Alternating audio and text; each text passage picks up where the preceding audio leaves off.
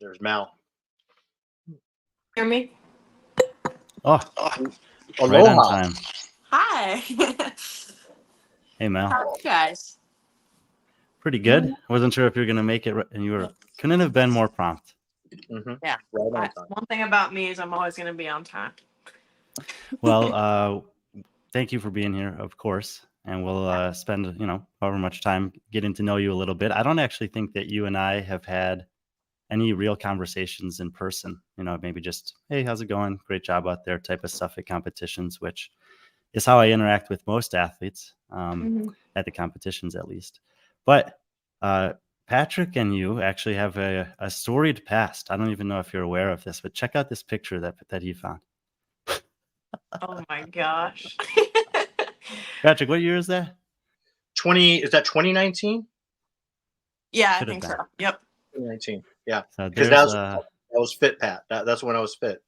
Yeah. that fit was Pat awesome. used to be a judge, and this was a young version of Mallory O'Brien. There she is. Is that just seeing this picture? Do you ever look at pictures like this from the kind of the early days, the teenage years at the games? Oh yeah, all the time. I think it's the sweetest thing ever. And just like I love how serious I was, and I was like looking back on it now and I'm like, why?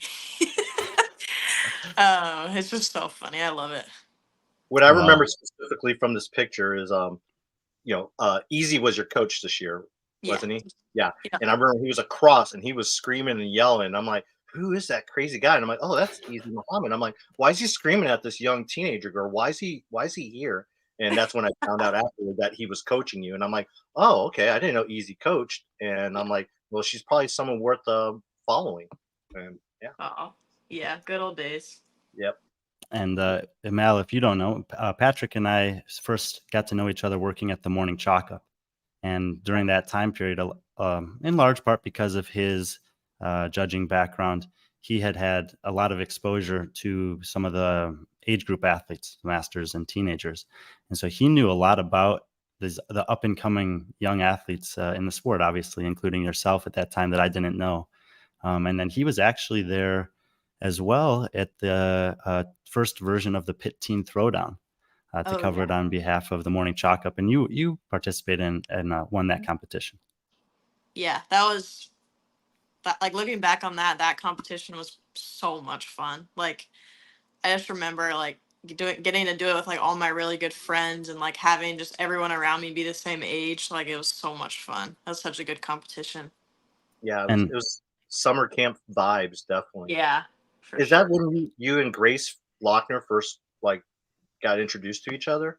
No, we had been friends before then, but I mean that was the first time we competed together, so it was really fun. Yeah.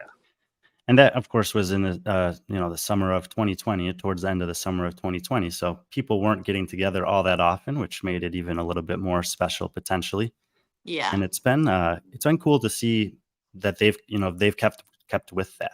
They wanted to create some opportunity for the best teenage athletes in the world who can make it there that year to compete, which they did. And Brock and Stephanie have continued to keep that going. And this year they've actually taken on kind of two new critical roles, I would say, for up and coming athletes in the sport. One is obviously the partnership with the CrossFit Games to host the Teenage CrossFit Games, which is very cool. But just, I guess it was 2 days ago, maybe, Patrick, that they announced this kind of mentorship program that they're doing. Did you see this, Mal? Briefly, yeah. And I thought this was kind of cool and might be a good thing to ask you about, because obviously you started in the sport as a teenager. You kind of know what that journey is like. You made it to basically to the top of the sport at a very young age. But this mentor program is something that they had some athletes weigh in on it. Ariel Owen had some quotes in there, maybe one or two other athletes. But I was curious about your perspective on it, knowing that they're offering an opportunity for accomplished games athletes. Paige Powers was the other female athlete that had weighed in there, that can partner with some of these younger athletes in small groups and kind of work with them throughout the summer leading up to the Pit Teen Throwdown. Yeah, that's awesome. I think honestly that's a great idea to take like experienced athletes, older athletes, and definitely like it says, mentor them through their summer and their competition, because I think it'll help them focus on the more important things. And hopefully take a little bit of pressure off of them, and they allow them to have more fun training and competing for this competition, because it really is such a good competition and super fun. So I think having like athletes you look up to telling you that and reminding you of that is a great thing. Then, and the other thing that because I went to Pit Team Throwdown last year, I was invited there to be on the commentary. They did a broadcast, so people, I think for the first time, maybe the second time, could see some of the stuff that happens. And in addition to, and I think they're continuing this year, beyond just having the traditional years of teenage athletes, 14 and 15, 16 and 17 years old. They are kind of the only people I know of that are providing an opportunity for what we would call in any other sport collegiate age athletes to have an opportunity to compete against themselves. You know, Mal, you said that year 2020 was like kind of like your best friends all getting together to compete there. But very few of those athletes can transition, and especially in a year, into the elite field for CrossFit. What are your thoughts about maybe seeing the growth of a collegiate division for these kind of 19 to 21-year-old athletes to have a continued outlet to compete against each other before they can maybe make it to the big stage? Yeah, I think that is a great idea. I think it's awesome that they're giving that like division a chance, because the switch from like the 16 to 17-year-old teenage division to elite is like, it's honestly like impossible for a lot of people. Like it's gonna take, they're still in like the midst of like their bodies are growing, their minds growing, you know, they're not like, especially on the men's side, like the older men are so much bigger than them, and they're still like 17-year-old boys. So it's like, it's going to take time. And I think allowing them to still compete and learn through that growth period is super important. And I love it. I love that idea. Yeah. You say that the older guys are a lot bigger. You know, in 2017, I was at the games in Madison and I was walking past and I saw these young guys walking by, and I knew a couple of them, but the entire lineup of 16 to 17-year-old boys at the games that year was tall. I felt like they were taller, bigger, and stronger than me. They definitely were all stronger than me. But it is extremely difficult. And, you know, you are part of a very small group of women who have been able to make that transition at 17 or 18 years old. But on the men's side of things, you know, certainly not at the same level of success as some of the girls have had with top 10 finishes before even turning 20 years old. But even just to qualify, it can take 3, 4, or 5 years of consistent and intentional work just for the best teenage athletes we've ever seen to have a chance. And I do think that this division, you know, 19 to 20 or college age, whatever you want to call it, that if that started to show up at some more competitions around the world, that there might be a chance that some of those athletes could maybe have, like you said, some of the pressure taken off and an opportunity to continue to compete like they do in most other sports before the only option is the pro level, basically. Yeah, I agree. Anyway, I just thought that was kind of a cool thing this weekend. What is this, Patrick? From from the Pit Team Throwdown. Yes, that's Patrick's photography business, Athlete's Eye Photography, and a great picture, yeah, from back then. Yeah, that's awesome. So, you know, I actually the first time I ever I've seen you compete in person a few times. The CrossFit Games is always kind of a weird one because there's so much going on. Sometimes the fields of play are really big. There's a lot of athletes. It's not the easiest to necessarily dissect all the athletes' performances individually, but I got to see you compete at the Granite Games when you took second place there in Minnesota, that was the first time that I saw you compete. And it was very cool for me. You know, I get to be kind of close to the field there, and you can choose sometimes an opportunity to watch an athlete. And I actually had this memory of watching you. I don't know if it was a torque tank or whatever kind of thing they were pushing. You remember that? Yeah. And I had a kind of like a vertical view of you as you were going down the field and you were passing by me. And I just had the chance to see what I would call was a certain amount of intensity or focus that I don't see in every athlete all the time.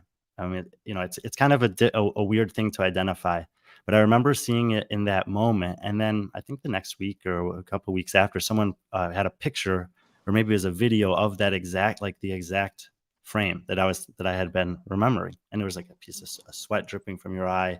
You're just staring at the ground, just one step in front of the other.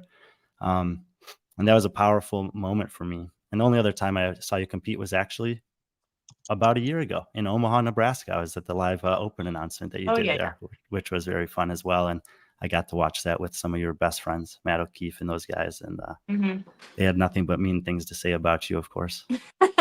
Always. Anyway, that was her sister that was saying the mean things about her. Right. She wasn't. But I think it's kind of a good, maybe a good place to kind of go, because to me that was I hadn't ever spoken to you. I just watched this and I saw this in you, and I felt like it was something that sometimes you can't maybe pinpoint, describe, or put a finger on. That to me, it distinguished you from other athletes in a way that's hard, like I said, hard to describe. And I think there's probably people that are listening that maybe have never seen you compete in person, or much at all. But I think it might be nice to give a little bit of a context of what your mentality was during these kind of years when you're trying to come out of the teenage division and make it amongst, women that are 10 to 15 years older than you. Some of them are 40 to 50 pounds heavier than you. And where do you kind of go mentally when you're trying to do that? Yeah. So, I mean, like being in the teenage division, I think it was my last year in the 16 to 17 division when when you sign up for your open, it automatically puts you into the elite women division because it's the same weight, same rules, all that type of stuff. And I had no expectation of competing in the elite women division that year. And I had finished the first open workout and I got fourth worldwide. And I was like, holy crap, like I was not expecting this. Is this real? Like, I'm refreshing it. I'm just like, I'm shocked. And I think it was that moment, like the open, now that I know, it's not a big deal for the elites. Like, it's just a step in the process.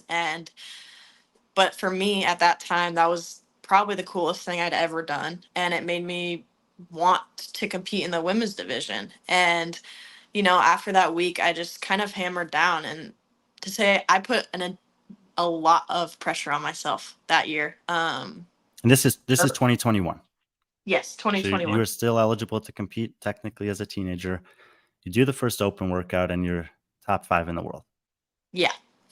Okay. So people know. Yeah. Yeah, I was super stoked. So I put a lot of pressure on myself the next 2 weeks because I was like, well, I can compete with these other ladies that I look up to now. Like, I am one of them. All the work I've done this past year has paid off, and I was just excited. And I think I finished that year 5th in the open. So I mean, I wasn't even planning on doing quarterfinals, and I did it. I think I finished 3rd that year in quarterfinals, and then the weekend after, or the same weekend, I did the age group qualifier because I was like, I know I'm going to semifinals now, but like, what if I don't want to like miss my chance? So I did the age group, won that, and then I went and competed at Granite Games, and like you said, I got 2nd place there, qualified for the games, and it was like, honestly, looking back that year, just it kind of just feels like a blur. Like, it went by so fast, and like I it is crazy how fast I bursted onto the scene just with no expectation to do it. Like, it's really hard for me to process sometimes because I can see like after the first week kind of where I just locked in and like kind of lost it, like mentally. Like, every single workout, like you said, you saw on the floor, I had nothing around me mattered. I was barely ever like noticing what other people were doing around me. It was just me in my lane, and I knew the workout. I listened to my judge. I did everything I could to the best of my ability, and that was how every single workout went. So I step onto that floor, like, shut my eyes, take a deep breath, and then hear the beep, and I go, and then it's just over. Like, it happens very fast, and every single workout feels like that. Even if even during the open announcement last year, I had a couple like no reps, and like those don't really affect me on the competition floor. Like, it's not like I'm gonna stop and just be like, oh, I can't do this anymore, or like do anything like that. Like, I'm just gonna keep doing the workout, even if I have to do an extra double under wall walk or whatever it is. So yeah, I think being on the floor, like, mentally is just more like I'm doing it for the end goal. And I think that's honestly where I got lost a little bit is I had a hard time enjoying the process and enjoying how it felt to be on there and really soaking it all in. It was just, I'm locked in and now it's over. And then I'm probably going to do that 3 or 4 more times in a day. So, Yeah. Wow. That was awesome insight. Thank you for that. A lot in there. That last thing you said about the journey, it reminds me of, I had a period of time around your age, actually 18, 19 years old, that I went through some really trying times. I ended up going to a drug rehab center, and I was introduced to this concept of spirituality. One of my favorite books, or it's also a movie, is called The Peaceful Warrior. And at one point in this journey, he says it's, his mentor tells him it's about the destination, or the journey rather than the destination. But so 2021, you go through the season, uh, it's a blur to you. Are there, or during that year, were there any key people that kind of entered your life that have stayed in your life since then? in 2021, Yeah. at the end of the year, that's when I like was introduced to Matt and the whole HWPO team. So yes. Yes, and clearly they are still a very important part of your life. But what was that? What was it like early on? Like, how did you meet those guys? Were you nervous or apprehensive? Like, what do these guys want with me, or was it just like kind of natural from the beginning? Um, I think I had met them. So I competed at the Rogue Invitational that year, and then Matt had reached out to my agent at the time and was like, "Hey, we'd love to have her in Vermont." Um, so I was very excited, but I went there. I was obviously super nervous. Um, so we had a weekend there, kind of got to know everyone, and then the month after that, we went to Utah and hung out there for 2 weeks and just kind of had like a training camp Do type you of remember thing. what part of Utah it was in? Salt Lake. Okay, so Utah's Yeah, a really cool state. There's like tons of different national parks and fun places to go. Salt Lake's yeah, beautiful too. it was awesome. So we had hung out there for 2 weeks. I was literally just staying in a house with these people I barely knew. I met them for like 2 days, but I was Yeah, like, that's you know kind of what? CrossFit though. Like I travel all around the world and do that. So yeah, got to know them very well through those 2 weeks, and then I was at home. I got home like mid-December from that trip, and then had worked with Matt when I got home, and then a month later had moved to Vermont. So I was very hands-on with Matt and just working one-on-one. And at that time that you chose to move to Vermont, you were 18 years old, I think. Just turned 18, yeah. Yeah, because it's always interesting. I like when I talk about athletes' ages, I'll say they're either this age or this age because it always shows the age that they'll be at the games, basically, Yeah, on yeah. their profiles. But I found out your birthday was in. It's actually an easy birthday to remember because the day is twice the month. It's in November. So 22nd. 18 years old, trying to evaluate this decision to move. Certainly that's an age that people can be leaving the house. Oh, or the Yeah. podcast. Did you see that happen? Yeah, it keeps kind of cutting out, but I don't know, it keeps coming back. No problem. What was the decision-making process like, with your parents, with yourself, talking to them? Was it stressful? Was it, or did it just kind of seem easy and natural? Um, I mean, so Matt had kind of like texted me and was like, or we had like FaceTimed or something, and he had said, "Hey, it would honestly be a lot easier and better if you could be here in person." And like at first I heard that and I was like no way. Like I have never left home. Like I was my place, and then I kind of like I didn't tell my parents right away. I just kind of sat with it, and I was like, I think it became like it was the end of the day, and I was like, I'm gonna move. Like I'm gonna do it. It was just because I wanted it to be a decision that I made and not like have anyone else's input before I made it. Um, and my parents were like, I mean, they support me more than anyone in the world. Like no matter what I do, where I am, anything like that, they just always want my best interests and want me happy. So they were completely on board, and I had talked to Matt, and we found a place for me there, and just kind of I moved there. My family helped me move in, and things got off, I guess. And you did a lot of training in this room. A lot. Yes. I had a chance to go up there this past summer for the first time. So I've seen this room, and it is about as big as it looks in the picture. But people work out and high level competitors in this sport work out and train in spaces that are about this size all over the world. So Yeah. size is not a problem for that. When you see a picture like that, does that bring you back to a fun time, a difficult time, or just a variety of different memories kind of come to you?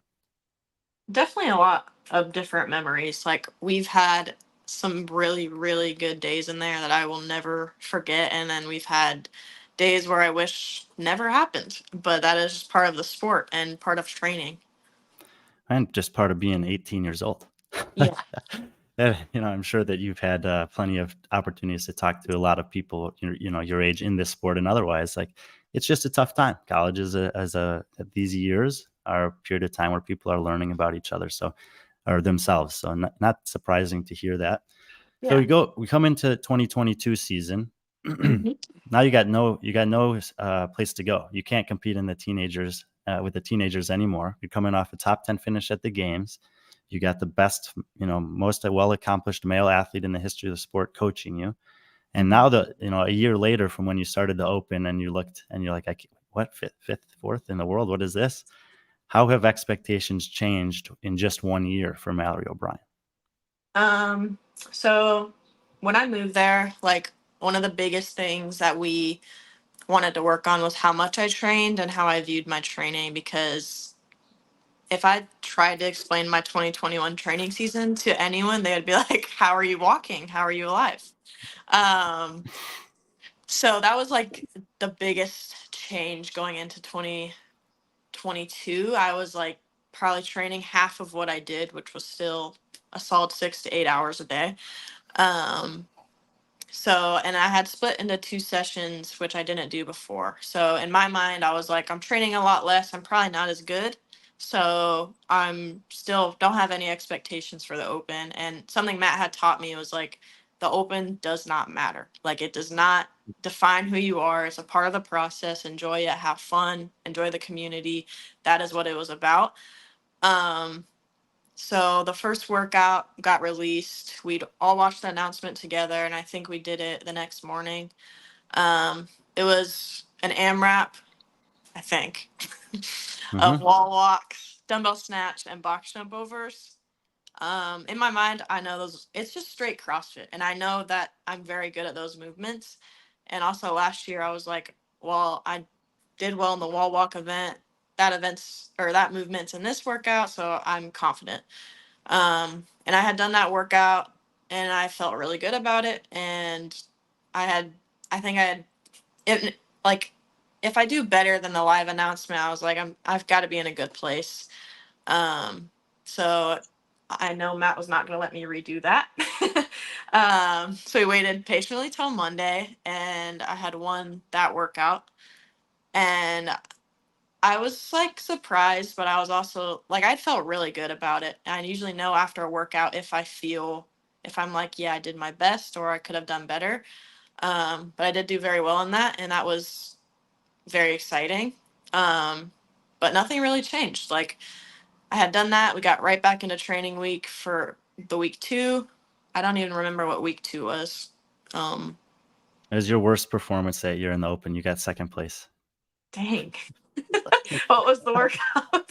I'm not sure either. We need J.R. Howell to recall all the Open workouts perfectly by memory. I have So no idea. You finished second in that workout. I'd probably blame your training partner. It's probably Jake. So poor Yeah. Jake during the Open. I put Jake through the ringer that year. You did. I did. Okay, anyways, I don't know what the workout was, but I got second in that, and then the last one was like thrusters and pull-ups, and I love those workouts. Those are good ones for me. So I went out with a bang on that one and won the Open. you did. Yeah, you won the Open that year. Was that more or less surprising to you than how well you had done the previous year? Um, I think, like, honestly, my whole career, I know I have done pretty well in online qualifier like situation. So I was shocked at the um honestly like the rankings, but I wasn't shocked on how well I did on the workouts because usually those workouts are like were in my wheelhouse. Um so yeah, and then that was very exciting. I think Matt was like, good job, and gave me a hug type thing. And then we continued on with our training and stuff. Quarterfinals came around. Honestly, I don't remember a lot of those workouts or the rankings. That weekend happened super fast. I think it was no, that was the second time they had done quarterfinals, right? Yeah. Yeah. And yeah, you did it the previous year. You were fifth in 2021, fourth in 2022 in the world. Yeah. Okay. Um, so yeah, I mean, same thing with quarterfinals. That kind of just did the same process, just all in a few days. And as the as you're going through these early parts of the season, how often are you guys having conversations about the future parts of the season? I know just from talking to him and watching his stuff over the years that Matt Fraser, he never, regardless of how good of an athlete or how good you were the year before, he never took the semifinal or regional stage of competition for granted because he knew that there was no other path. And if you got sick or injured or just didn't show up on that weekend, then that was it as far as the CrossFit Games season goes. Sure, you can go compete anywhere else, but you're not going to the CrossFit Games. So was that a weekend, like a semifinal weekend that you guys were like looking towards and talking a lot about, or was it more, we'll address it when it comes? Um, it wasn't. You mean quarterfinals or semifinals? Semifinals. Okay. Yeah. So I think the most important thing that Matt was trying to like drill into my head was, hey, like the open and quarterfinals, these are beginning stages, like you said, and they're not. We didn't want to like we didn't really like deload or train for these weekends. It just kind of went into our training because we aren't focused on that. We don't want to put all of our energy into that when we have two of the biggest competitions in like literally the biggest competition in CrossFit coming up in 4 or 5 months. So that was our focus. Our training was tailored towards those competitions, not towards the open and quarterfinals. So we're trying to stay our healthiest, our happiest. We're not trying to peak in training right now, just because it is so early. It's always, it's been interesting to me for a long time, even as you were saying a while ago that the open was not important. But if you go and look at open leaderboards, there's a lot of really recognizable names that filter towards the top. And so even the best in the world that are training for a totally different type of test that the games is, still when asked to do these fairly routine movements, pure CrossFit, like you call them, they still generally are better than almost anyone else. Yeah, I mean, I think if you ask almost any CrossFit Games athlete in the off season, they're usually focusing on strength work or like gymnastics and keeping their body healthy. Like we're not doing a lot of CrossFit like we would be in the summer leading into the games. There's like definitely a pervasive or prevailing mentality out there that if you want to be great elite at CrossFit, you have to be strong enough. Like there's certain just benchmarks of strength that you have to have. How much of that as just as terms as a competitor and a young competitor, and on the scale of just pure size of the women, you're on the smaller side compared to most of the athletes.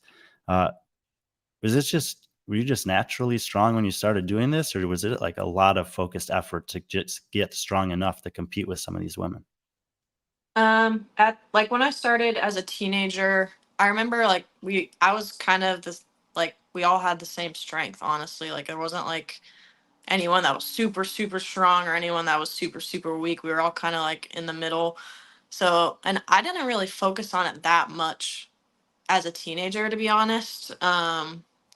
I think I started a real strength program probably at the end of 2020, like towards the pit competition, and then obviously focused on it through 2021. And I kind of found that I was smaller than a lot of the women and I was weaker than a lot of the women, which just kind of goes hand in hand.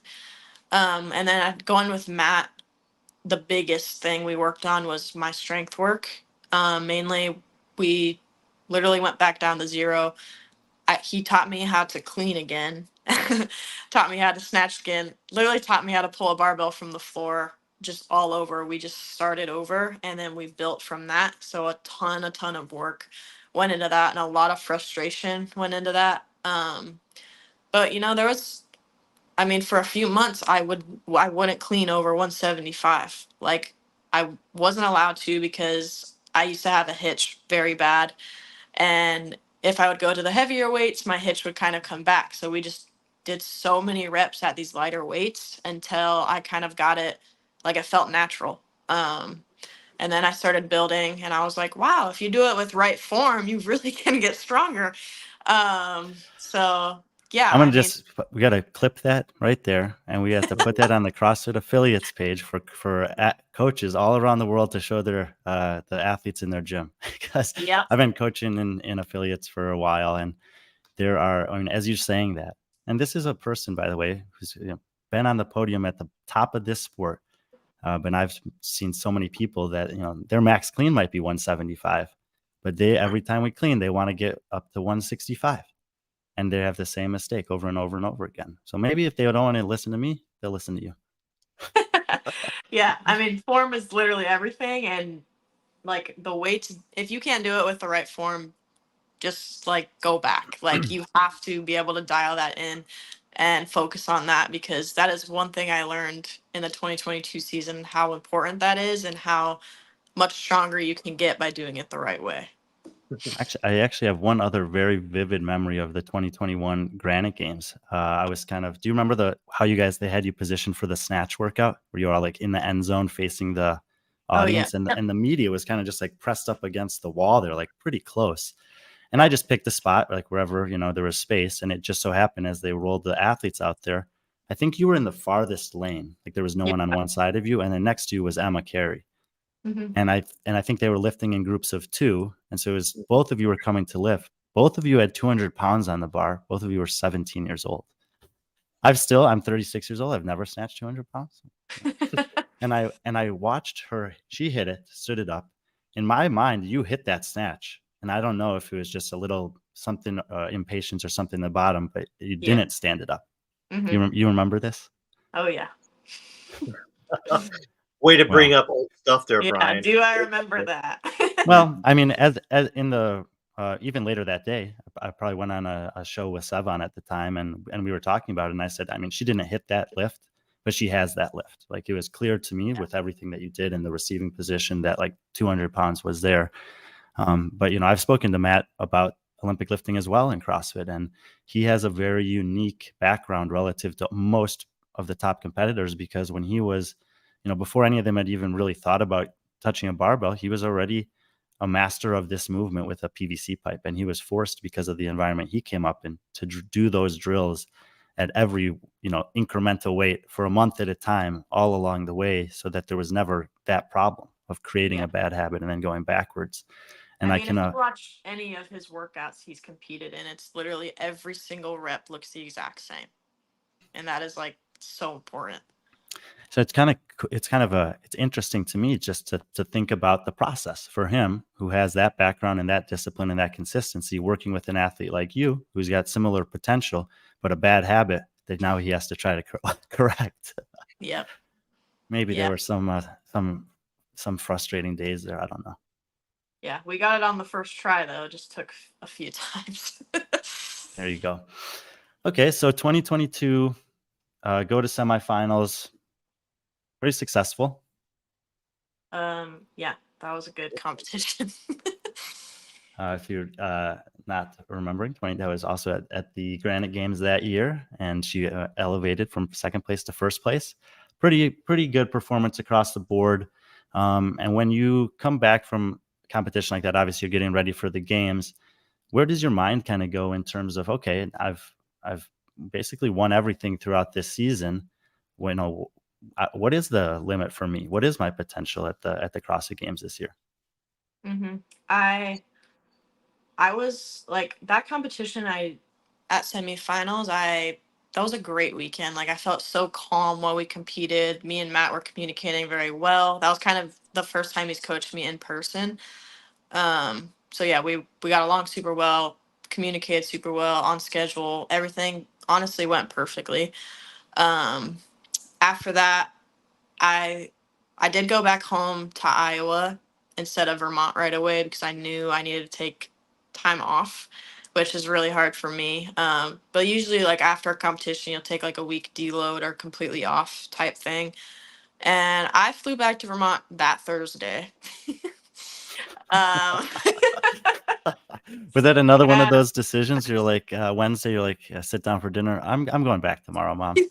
it basically was. I walk into the gym Friday, and Matt's like, What do "Hello, you like, do? what are you doing?"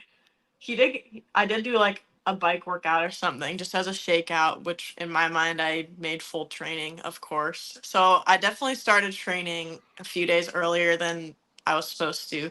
But that is because, I just like I loved to train and I loved to like I just I was impatient. I just had a great weekend. I had won like 4 of the 6 events. I was stoked and we had 2 months till the CrossFit Games, so I was locked in.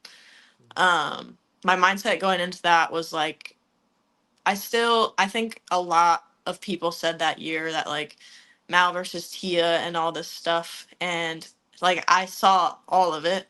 I'm on social media, and like I didn't let that get the best of me at the time because I knew if I just performed how I did that past weekend, I was going to be the happiest version of myself. And that's basically exactly what I did at the games. That's all I focused on was how can I be my best in these events and how can I make myself proud. And as long as I focused on those two things, I was going to have a great weekend. And I would say you did have a great weekend. Yes. Um, you know, from start to finish. And I was looking through the results this morning. There's take out the sandbag ladder. Everything else looked pretty good. Yeah. And so Yeah. that was and obviously I think most people know this, and you come second place that year, and it was a pretty convincing second place. You're about 100 points behind Tia, but you're about 60, 70 points ahead of another woman who a lot of people have touted as the biggest challenger out there to Tia in Laura Horvath. And then there was another bit of separation from her to the rest of the field. So now you've gone through this whole season, first, second, and you're still 19 years old at the time. And I'm imagining that there's some pretty significant things starting to enter your life in terms of sponsors, partners, people who want your attention, your time. When did that really kind of change for you, where it was like, man, this is kind of like or if it did change, where it was like, man, it's kind of crazy how many people want me. Yeah. I mean, like I went home after the games and I kind of like checked out, um, which I'm glad I did for the 3 days that I could. Um, but I didn't focus on on that stuff. It was like luckily I have such a good team that like they were handling that. If sponsors wanted me, if people like wanted to do interviews or anything like that, like, they kind of work for you and I'm like, yeah, whatever, like it all works out. So personally, I didn't feel a ton of change and pressure. Like in my mind, I was still the same person I was before I stepped on that podium, and I I kind of just continued to do what I did. Like nothing really changed for me. I didn't feel different. I was proud of myself, but I definitely didn't like feel any different. No, that's those are great things to hear. That being proud of yourself is absolutely. I don't know that I hear people say that often, and it's like totally okay to say that, especially when you achieve something so amazing. Hmm. And so what is now you've kind of had this fairly successful season. You didn't win the games, but second place is pretty incredible. Like you said, you feel good about it. Where do you and Matt and the rest of the team kind of go from there? Yeah, so I was at home the entire month of August, which was great. I just like I did start train. I didn't train. Okay, I went to the class workout on like Saturday after the games. Um, not a great Yeah. choice, but that's just who I am.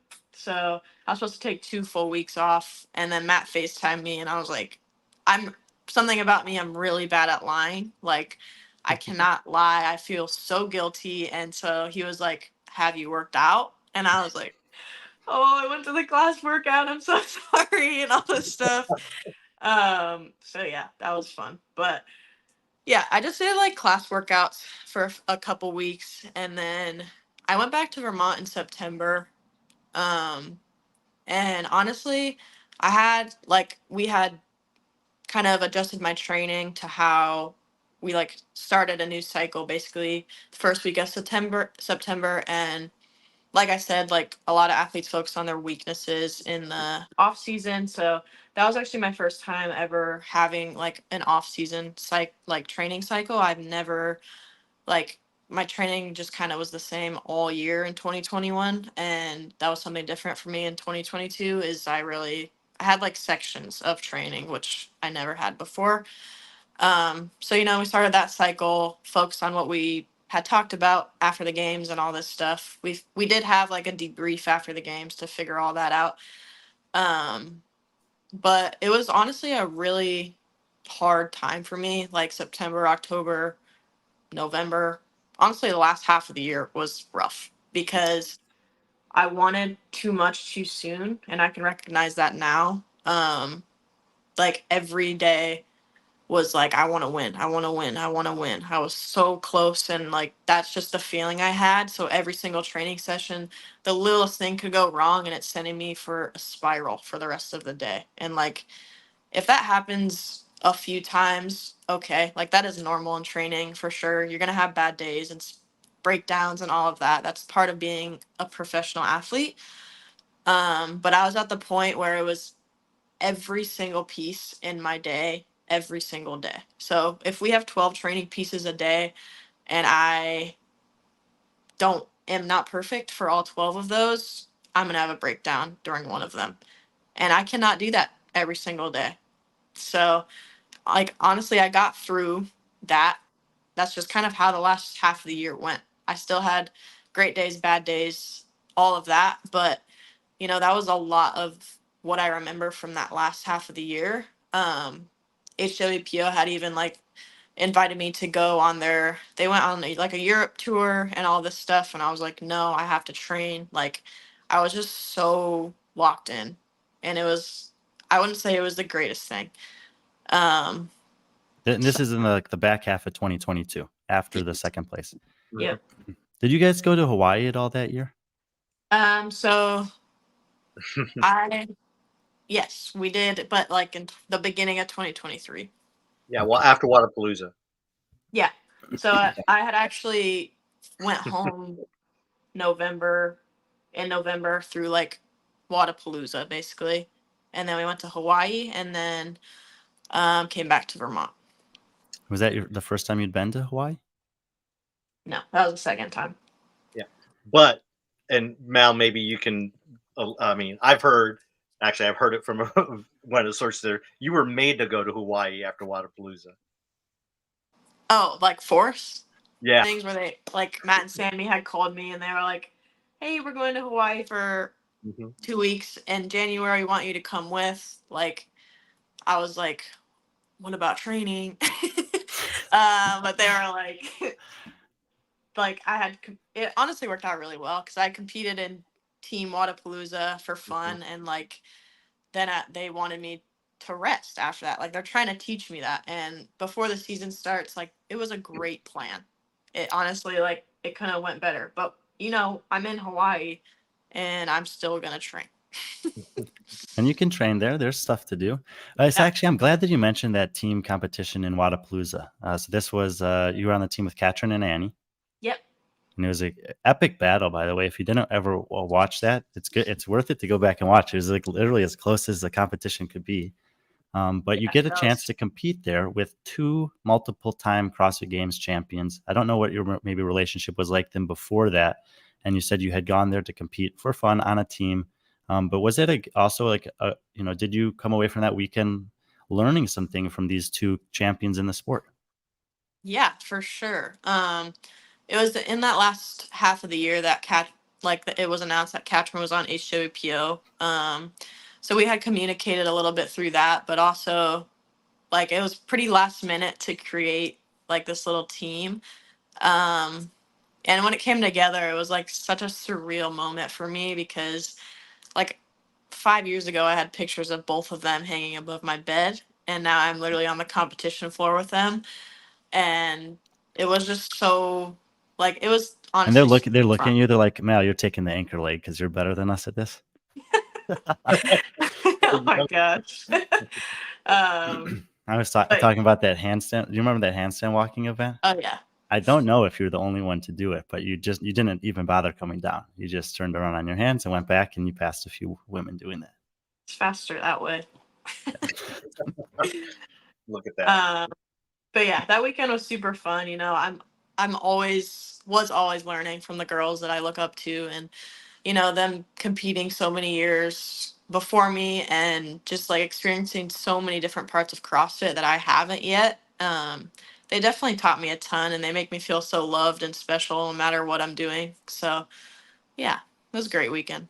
Actually, I want to take an opportunity here to ask you this question, because this team, I believe, was called the Daughters Plus Mob or something similar to that. MOB. Where did the MOB originate from? Is this like way back in your childhood, or is this pretty recent thing? It was pretty recent. It was when like we had created like a bunch of nicknames. I'm pretty sure it's because we saw oh my gosh, what's that?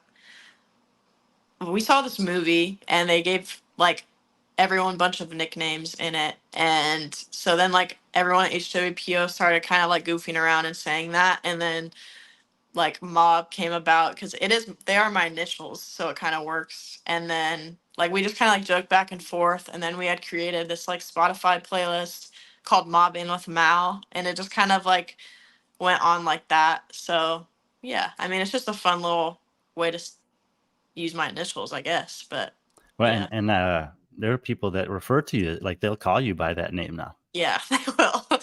I love it. I think it's so fun.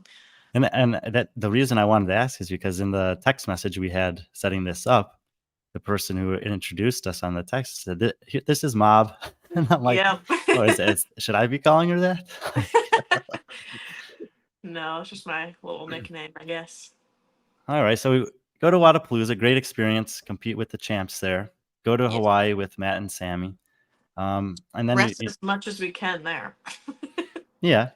And I mean, look, you're in Hawaii now. Like you're choosing to spend a lot of your time in Hawaii now. And it was just about a year ago, basically, that you were doing this trip with them. So clearly it had an impact on you. Yeah. We had known, or one of Sammy's best friends lives here. So she kind of like, we stayed with her, and she kind of showed us around and all this stuff. And honestly, it just felt so like everyone was so sweet, and the place is beautiful and it's amazing. And it's almost hard not to love this place. So after that trip, I was like, we were already like, we're gonna go back. Like we had already planned it, type thing. So yeah, it was a great trip. Well, and for people that don't know, she's it's just not Hawaii. She's at Kauai, and it's known as the Garden Island. It's so beautiful. I went there for the I met all the people there. I mean, I see exactly what you're talking about. I met Val, I met Hoffy, I met that whole community there. It's so easy to fall in love, and anytime I go there, I'm like, I need to live here, and it's jealous of that. Actually, I'm more jealous that you get to eat at the Crack just about anytime you want.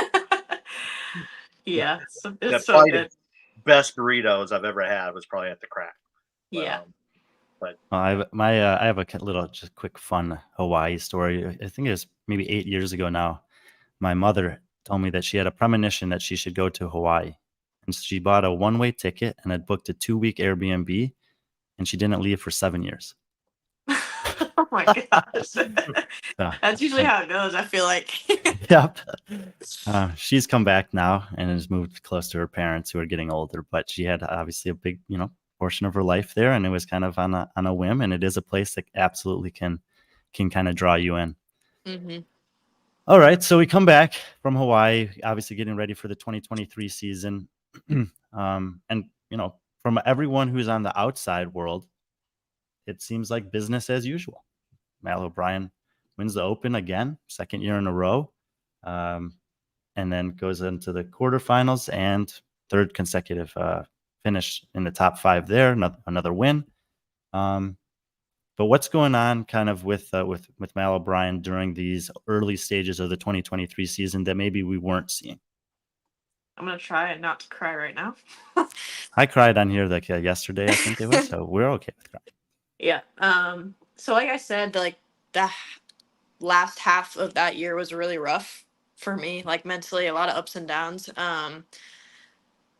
And I think like another part of going to Hawaii was like we just wanted to get away from it all for a little bit and try to reset because we knew it had been rough and like just wanted to like give ourselves a chance to just kind of like regroup and get ready for the season and just, almost like make sure this is what I want type thing. Um so yeah, I honestly don't remember any workouts from the Open last year. Um oh wait, maybe I do. Oh, the live Open announcement, you remember that. Oh yeah, that one. But it's actually good. Like they just think about the clarity with which you can recall some of these other things from 2021 and 2022, and that right now in 2023, I mean, I can just see like it is blurry in your memory. Yeah, last year was a lot. So yeah, we're doing the Open and like not a lot has like improved mentally. Even if you couldn't see, like if I looked fine on the outside, I probably wasn't. Um, it was just I think I had put so much like pressure on myself, not from anybody else, put on myself to go into this season and be like, this is my year, I'm going to win. And that's like I said, like that's all I was thinking about after I had podiumed. I had went back and that's literally the only thing that mattered.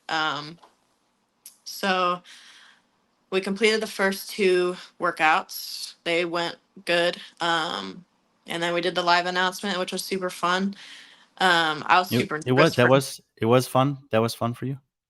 I mean, I mean, I'm serious. I'm like asking because yeah, I did. I had fun there. It was like, I think it was nice to honestly get a little bit of change from the normal gym scene. And like, it's what I needed at the time to kind of get me out and enjoy the community for once. So yeah, it was fun. Looking back on that, that's a good memory for sure.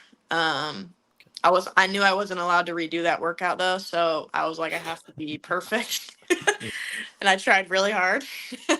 But yeah, I had won the Open, and I think this is kind of where I realized that I was like, I just didn't feel like myself. Like I didn't feel any. Like I said, I was proud after the 2021 or 2022 season, and I had no feelings of that after the Open. And just being, I mean, yes, it's the Open, but it's also something I accomplished, and I was the best in the world that time. So it should have been something that I maybe recognized more, maybe looked back on more, but I didn't at the time. It was just time to keep chugging along to quarterfinals, which I mean, they're literally like 10 days apart. So it all is like just happening at once. So we get into quarterfinals. That was a pretty, that was a pretty good weekend. I think there were a few workouts where I wish I had done better on, and a few workouts that I feel like I actually crushed, just how it goes. Um, yeah, I feel like that all the time. I mean, that's competing. You have good and bad workouts. And then after that, I think we had saved like the last short sprinty workout for Sunday morning, and like that was the only workout we did. Um, and we finished that on Sunday, and I was like, in my mind, I was like, thank God I'm done, which is not something I had ever really thought before or ever like thought I would think. I'm always just wanting to do more and always wanting to go. Like Matt even said after that workout, he was like, the weekend wasn't super like heavy. If you guys want to go back and do an EMOM at the house, you can. And I was like, absolutely not. And like that was something that I like that would not have happened last year. I would have been like, oh my God, you're giving me the opportunity, I'm going. Um so yeah, I spent the next 3 days just kind of in a hole. I had just won the open and quarterfinals. And yes, they're the early stages of the season, but it like I felt empty, honestly. Like no I wasn't proud of myself at all. I was like, I don't want to go back to training at the end of the week and all this stuff. And then I think just from there, it was just kind of like a whirlwind of ups and downs. And I had like told myself that I didn't want to compete because, well, the main thing was like, if I can't feel proud of myself for these like little accomplishments in the season, like I think I'm going to be an absolute mess at whatever happens next. And maybe I wouldn't be if I continued on, but that's where I was at. And I kind of got to a point where like I was so like I even looking back now, like I don't remember a lot of those training days afterwards. I don't even know how much I trained after quarterfinals. I just remember the month of May being like, hey, I can't get out of bed today, so I'm not coming in type thing. Which And was, go who would ahead. you tell that to? I mean, my mom is always my go-to person, but she's also across the country. So Jake was kind of the guy I would talk to first because I didn't want to disappoint Matt. Like, we were super close. We had this great, like, we had a great start to the year, and I was just afraid of that being like taken down. Like, I almost just didn't want to tell anyone. I was like, I just kind of want to disappear and like forget that that all happened. But eventually I had to like sit down and we had to talk about it and how I feel and all this stuff. And like, it's scary to just be like, I don't want to compete anymore. Like, that was, Yeah, and it's, you're 19 still at this yeah, time. yeah, You're living by yourself, right? In yep, Vermont. So like you don't have a roommate, a friend, a boyfriend, a mom. It's you there. yeah. It's Cooking just, meals, eating meals, like just so people know. yeah, And when and then you're just maybe you're not even aware of it, but you kind of some of the things that have always been your truths. I love to train. You give me a yeah, chance, I'm going to do it. You tell me I can, I might even still try to find a way to do it. And now it's kind of the opposite. Like, nah, I know you told me I can. I'm not. It's not appealing to me at all. yeah, And I think that the way that you describe some of that is probably something that people can really relate to. But then also to put in the environment of being this age, being away from home, living on your own, yeah, and then having all these other expectations, either external or internal, that you're kind of weighing with. So you eventually you have a conversation with your team there, yep. and would you say that was that conversation positive? Did you come out of that feeling better than you had before, or was it just continuing to kind of maybe get more challenging? Um, well, to clear, it took probably 3 or 4 actual conversations for me to say I don't want to compete. I went into every single one with the intention that I was going to say that, but I worked my way around it because I was like, no way. I could not get it out. Because I believed it to myself, but like I didn't even know if anyone else would believe me if I said that. Like it just sounds insane at the time because I was just like, it was the middle of the season. It's just kind of unheard of. Um, and I had felt very alone. I mean, like you said, like it was just me, and I did have great people around me. But at the end of the day, I'm coming back to my house by myself with no one there, like no matter what happened throughout the day. So, yeah, it was really hard to get the word out, I would say. And, once it did, it was kind of like a lot of up and downs of like, it felt really weird to wake up the next morning after that conversation and know what I had said, and then be like I didn't know what to do because my whole life was that sport. And when I woke up every single day, it was with like I'm getting up, making breakfast, going to the gym. And when I woke up the day after that conversation, it was like I'm waking up and I'm laying here because I don't know who I am without that. And like that was even more eye opening to me because I was like, I have no idea who I am without this sport because I've done the same thing for years and years and years as a young kid. And this is just where I'm at now. Did you feel like the people that you finally vocalized that to received it well, and were or were they kind of like maybe caught off guard and in shock and didn't know how to react at first?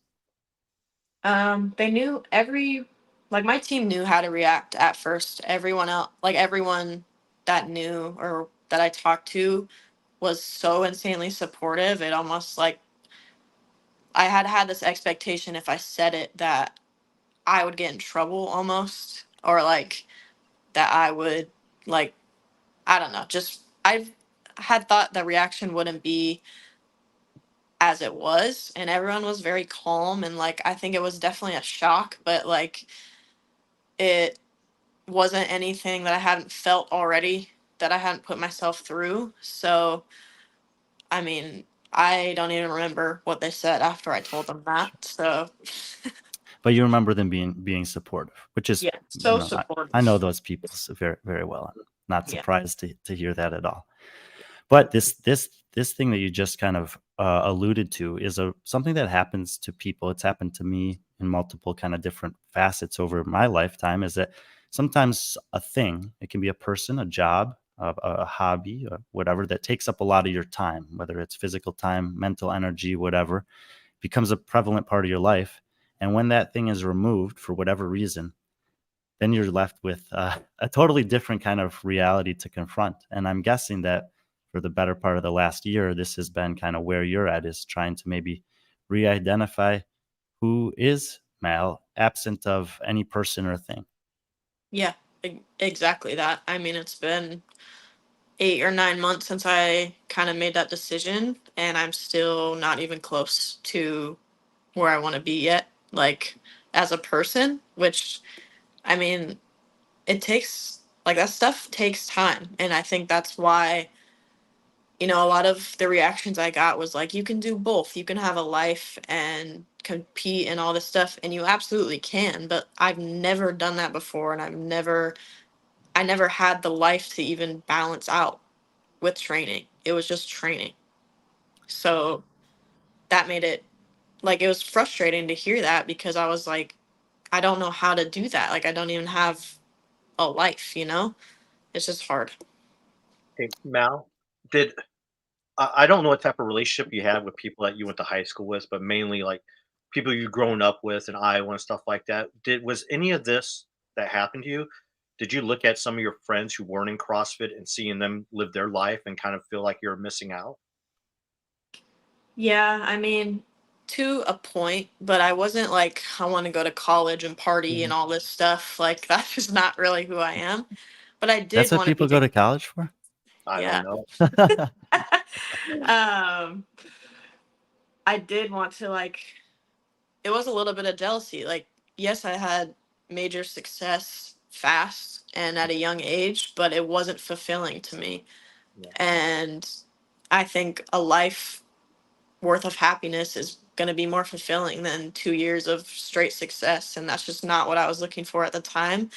And I didn't think that it would, that's just not what I wanted. Like, I didn't feel strongly towards that. And I felt like I could learn so much more at this age that I'm just kind of wasting away. And that might be a different, like,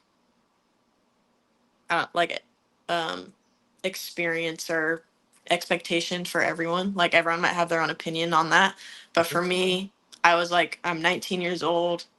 I don't know, like I haven't really learned anything about how to train hard.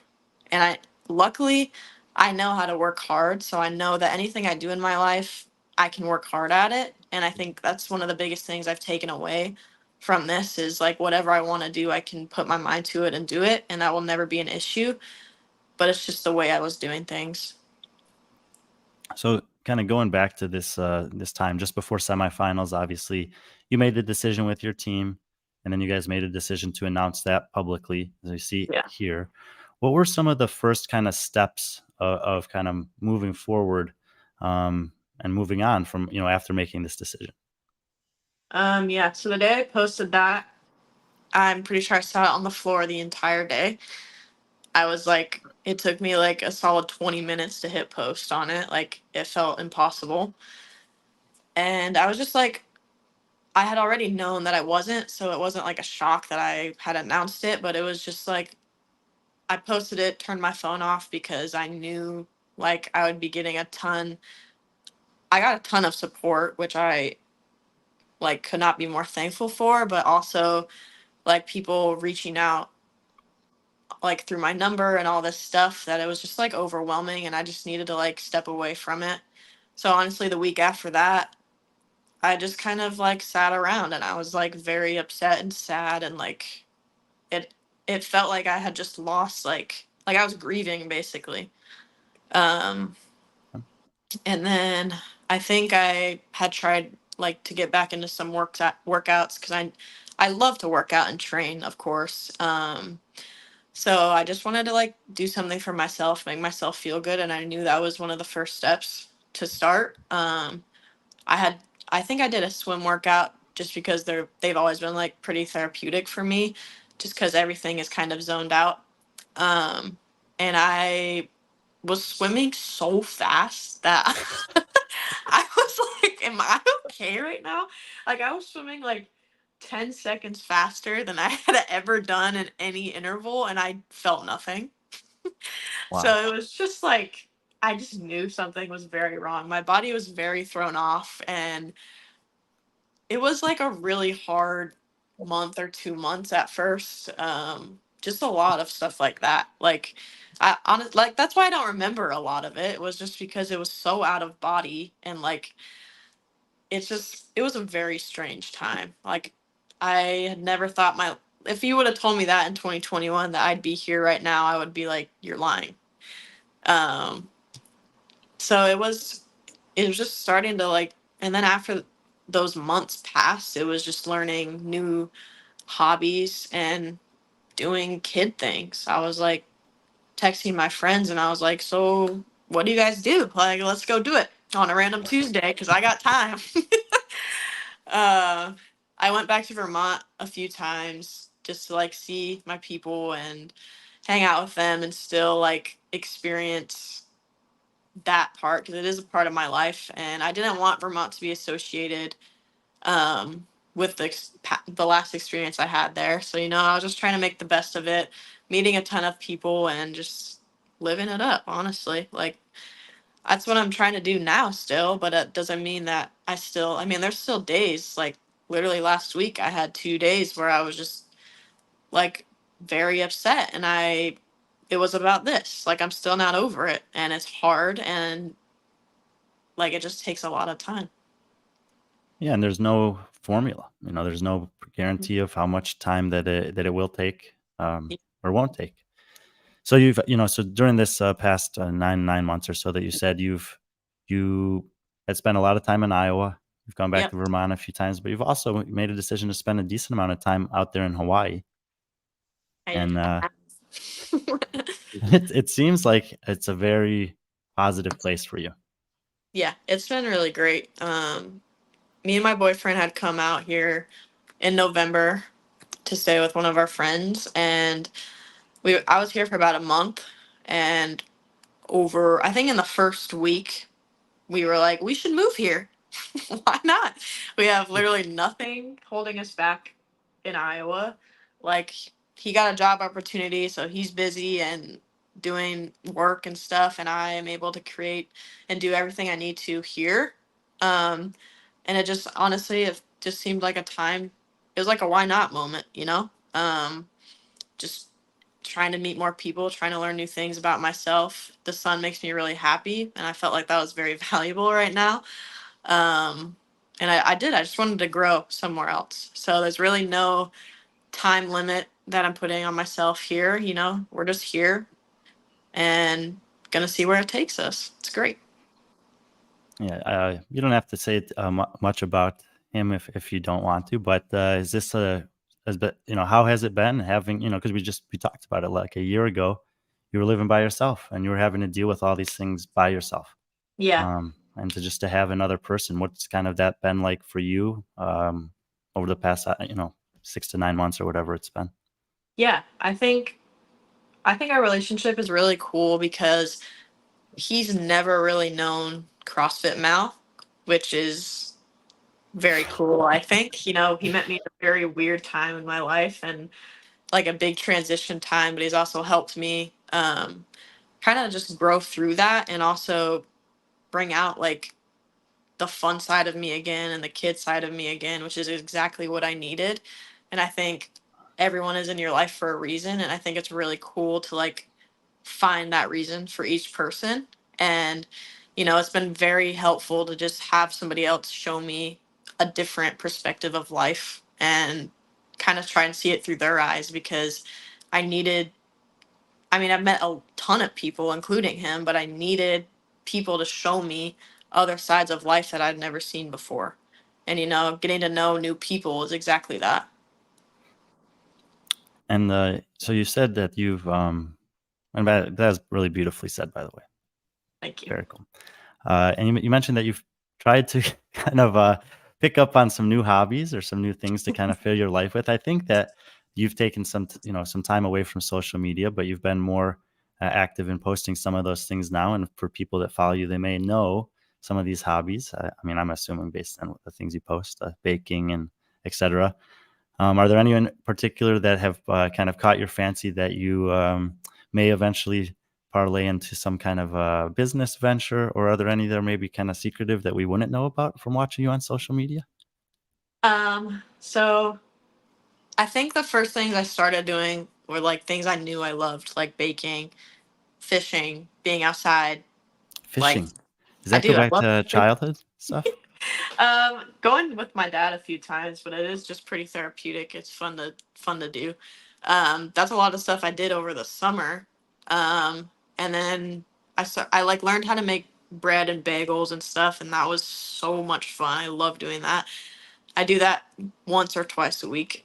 Um, and then I love giving people things, and I can do that through baking. I'm like, oh my god, I just made you 50 cookies. You're welcome. um, so yeah, like those are the things I did over the summer, and then I tried a ton of new like exercise stuff because, like I said, I love working out and I love exercising. That was never an issue. So I tried like bar classes, sculpt classes, um, yoga, just things like that. Like I spin classes, literally all of it, because I'd only trained one way for so long and I was just ready for something else. Right now, I'm very into running and I still am doing like a little bit of CrossFit. And that is mainly just because like I don't blame CrossFit for what I went through, like emotionally, but I want to kind of regrow my relationship with it and not view it as a bad thing. So just kind of sprinkling that in there when I can. Um, and then I'm still like lifting, squatting, doing some bodybuilding, still doing like sculpt classes and some high rock stuff. So Oh, okay. yeah, all When you of go to it. these different places, yoga, bar classes, etc., were there any of them that you didn't kind of pick up right away? Was there something that was challenging for you?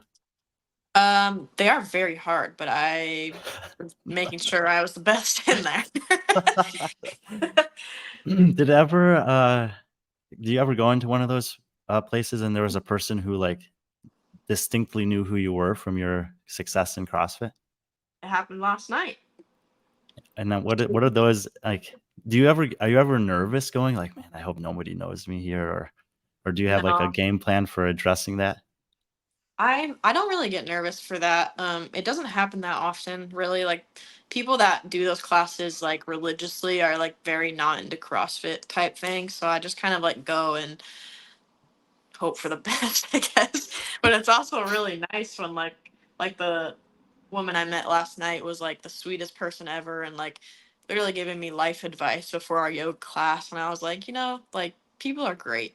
And that was just, it was a really sweet moment. And things like that is just, you got to kind of be thankful for it and soak it in. Like it is a great opportunity and such a privilege to be able for someone to know who you are like that. So, And then, all of this obviously is building towards last week where you chose to make another announcement that you would not be participating in the CrossFit Games season for this year. mhm. And I'm sure that, excuse me, that's something that, it wasn't just a flippant decision, but something you'd been thinking about, Yeah. maybe talking to people about. Was that a hard decision for you, or was it kind of something that you always knew that was going to be the case? It was just a matter of when you were going to say it to people?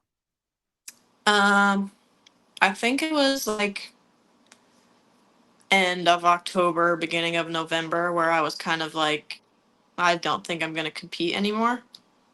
Or right now, I should say.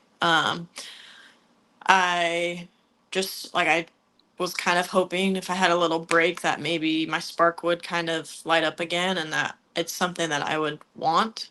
And I'm not one to, I don't want to force myself to do something that I really don't want to do because I feel like I might have done that for too long. And I think I kind of put some holes in myself that I need to like fix.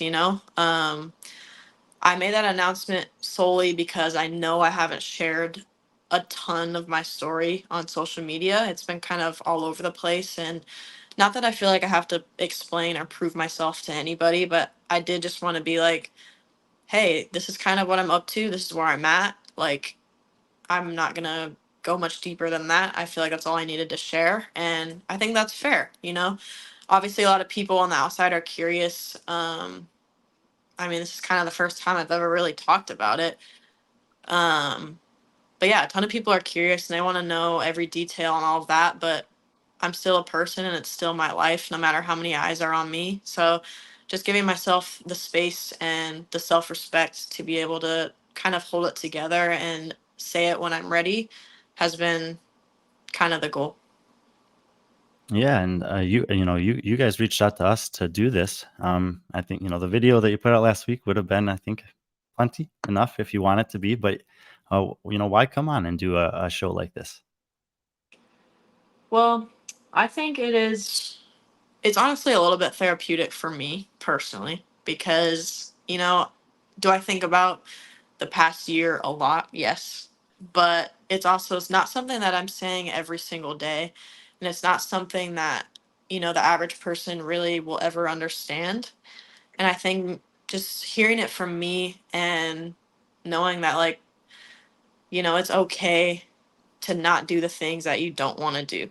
Like, we only have one life and it truly is so valuable and you have to like soak in every moment of change and when it's scary you have to like just go right through that. You can't really hide um moments like that. If you're not happy you have the power to fix it, and I think that's the biggest thing I've taught myself.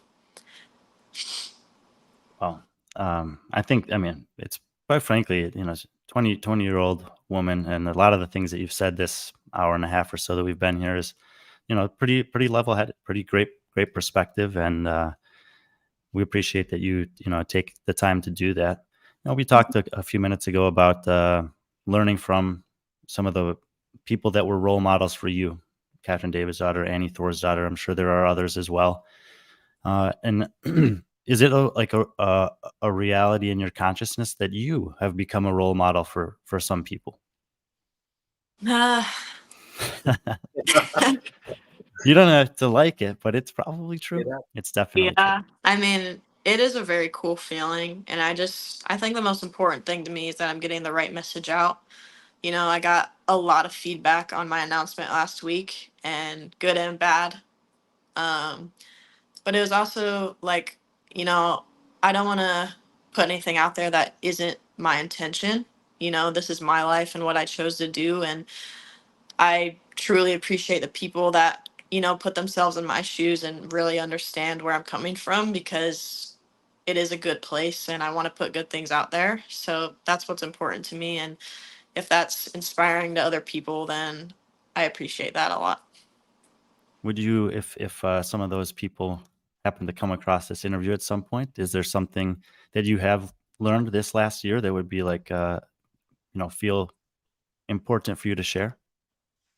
I mean, like I said a few minutes ago, is literally if you aren't happy, you have the power to make yourself happy. And it is one of the most powerful things that I have taught myself. And I hope other people know that or can teach themselves that, because it will change your life. And you have the power of your own life, and you only get one of them, so value that, because it is truly the most important thing. And the sun is a nice bonus too. And if you can get out in the sun, do it. Uh, Mal, I'd be remiss, obviously, if I didn't ask. Did you get a dog, or is that?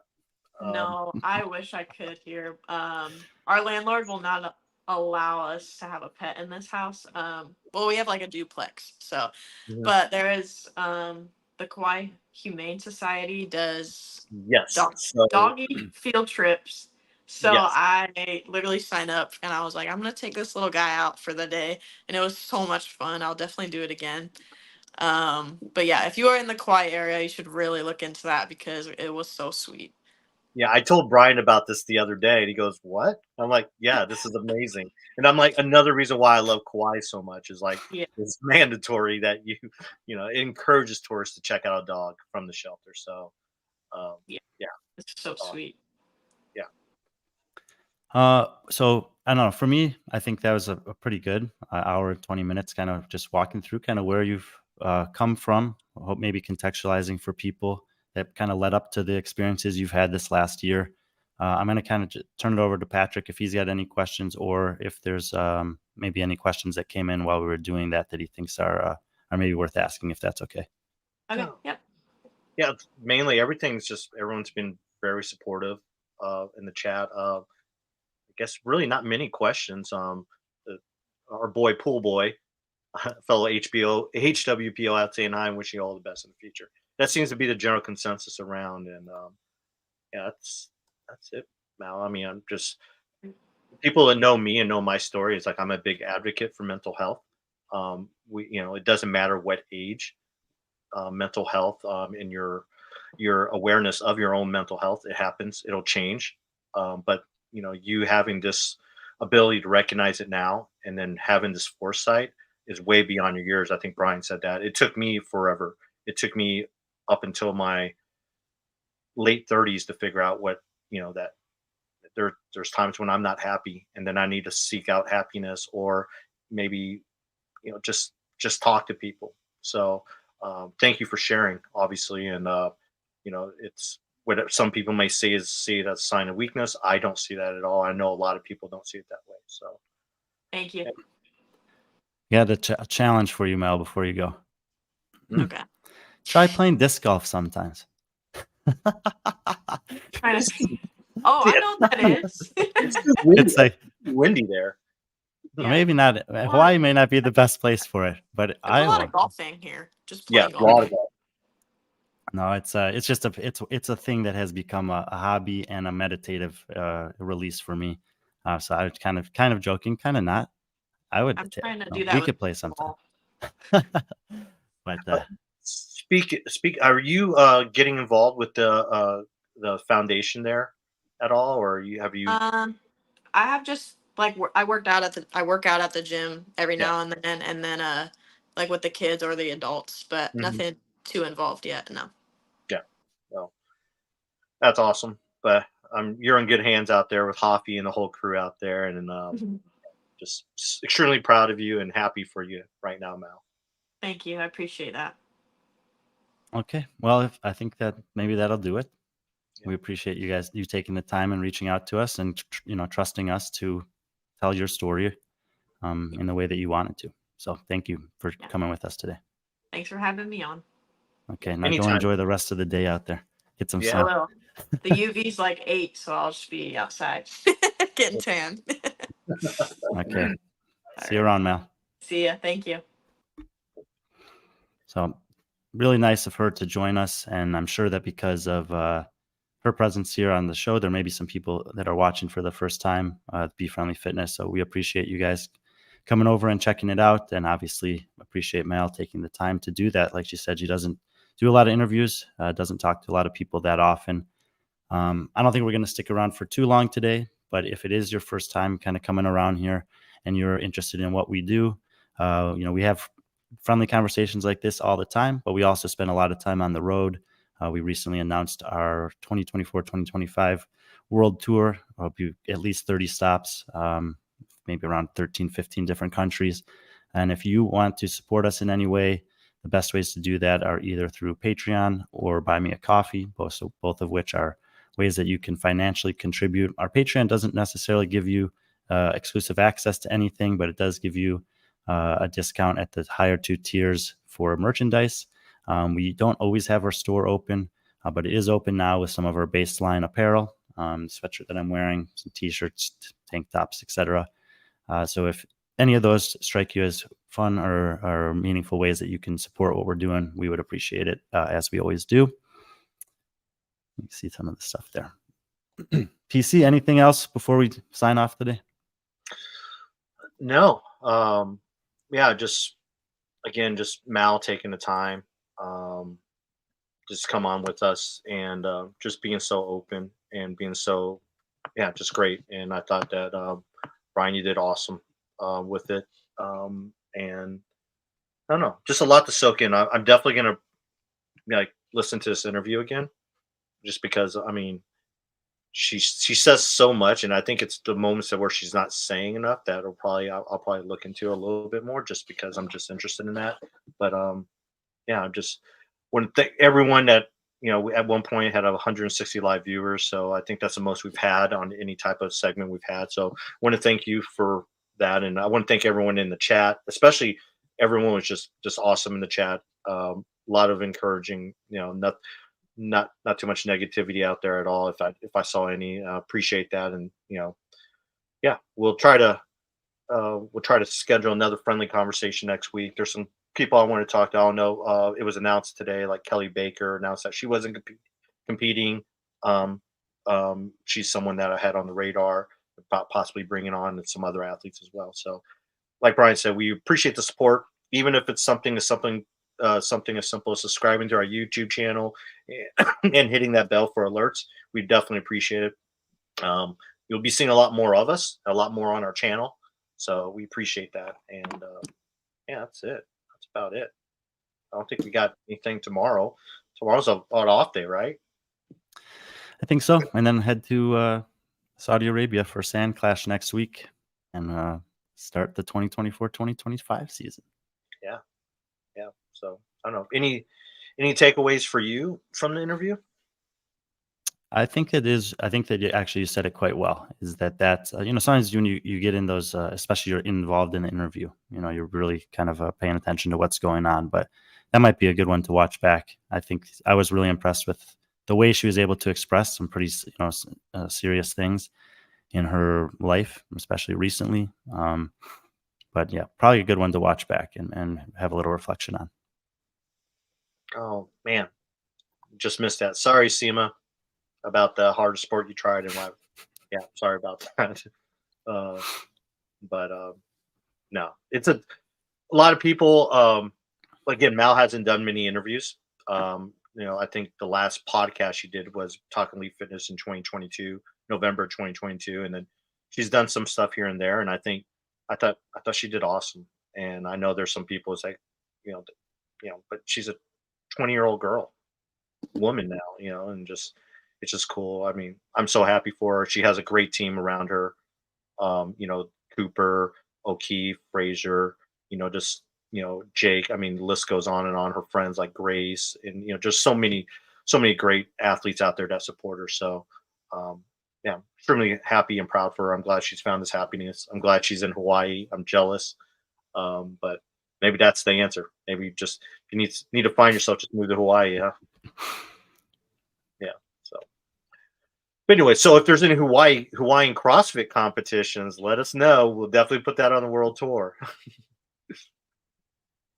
Maybe we put the trail run on the tour. We haven't been to the trail run yet, so I have not done that. Yes, maybe we should put that on the tour.